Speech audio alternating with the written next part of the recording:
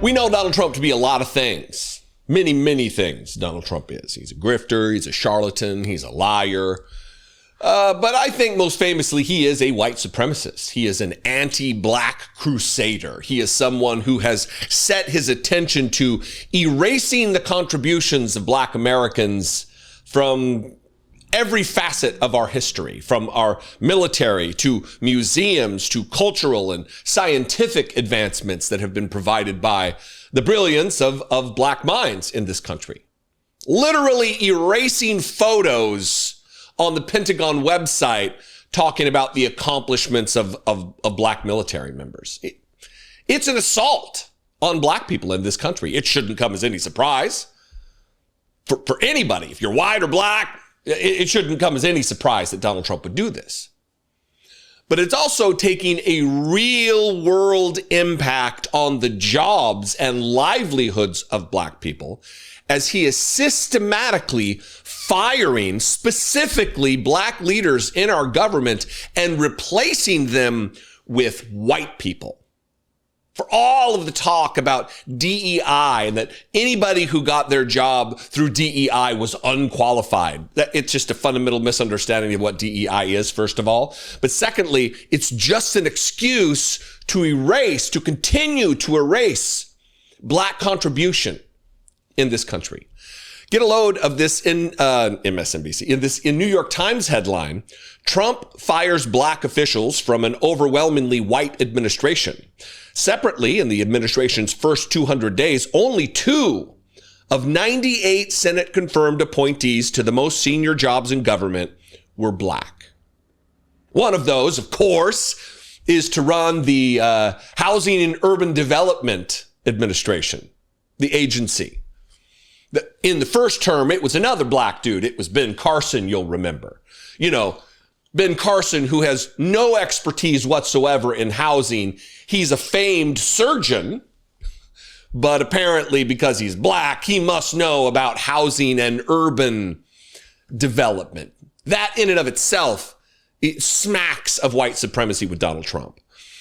Robert E. Primus, the first black board chairman of the federal regulator responsible for approving railroad mergers, at first thought there was something wrong with his work phone. When he couldn't unlock it, he switched to his personal phone, only to learn that President Trump had fired him by email, effective immediately. I didn't see it coming at all, Mr. Primus, a Democrat said in a recent interview. In January, the Trump administration had put a Republican in his place as the chairman of the Surface Transportation Board, which Mr. Primus saw as the president's prerogative. But he had been appointed to the independent board by Mr. Trump in his first term and expected to remain on it, as had been the long-standing practice. Instead, when he heard a White House spokesman say the day after his firing in August that he did not align with the president's agenda, that he did not align with the president's agenda, what could it be? What could it be that made him, this particular person, not align with the president's agenda? Mr. Primus, a longtime congressional staff member and former lobbyist on transportation and national security matters, was reminded, he said, of Mr. Trump's widely condemned comment during the 2024 campaign that immigrants were taking, quote unquote, black jobs. You'll remember, I'm sure you'll remember, of all of the times, the dozens, if not hundreds of times Donald Trump has done rallies, and there are props behind him in the way of black people with Blacks for Trump shirts on and shit like that. He wants to portray himself as a friend to the black man.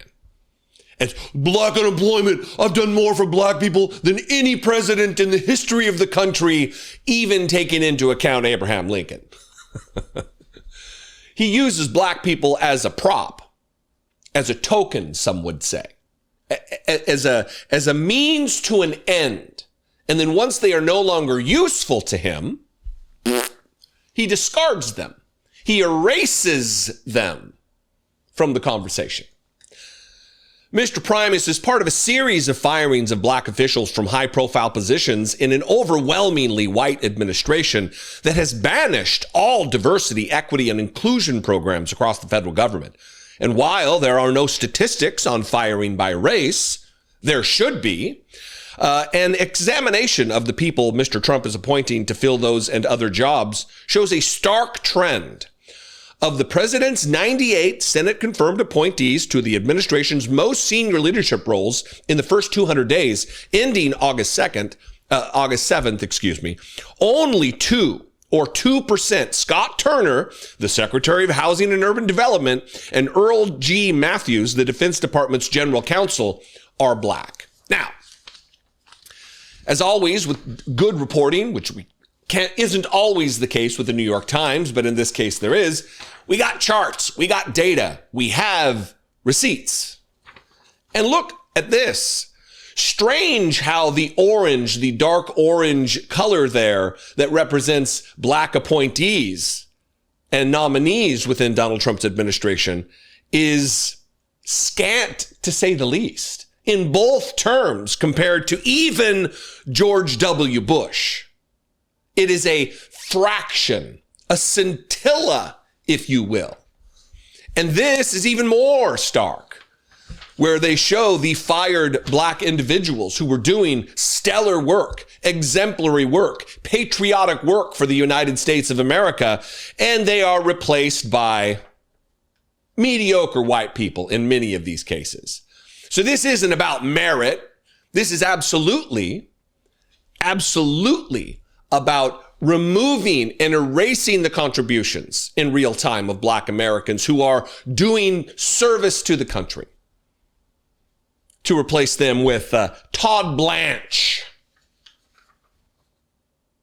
Stephen Mayer and James Murphy, David Lacerta, John DeLue. White faces that more accurately represent the Trump administration.